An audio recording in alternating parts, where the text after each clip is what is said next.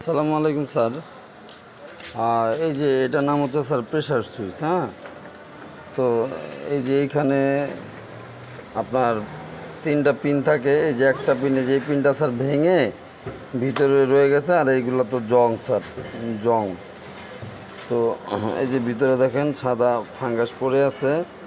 2টা পিন দেখা যায়, আর একটা পিনে যে কোণারটা, এই যে কোণারটা নাই স্যার। এই কোণারটা এটার ভিতরে জংয়ের কারণে ভিতরে ভেঙে খেয়ে আছে আর কি। সুইচটাও ভাঙা, এই যে এখানে লক নেই।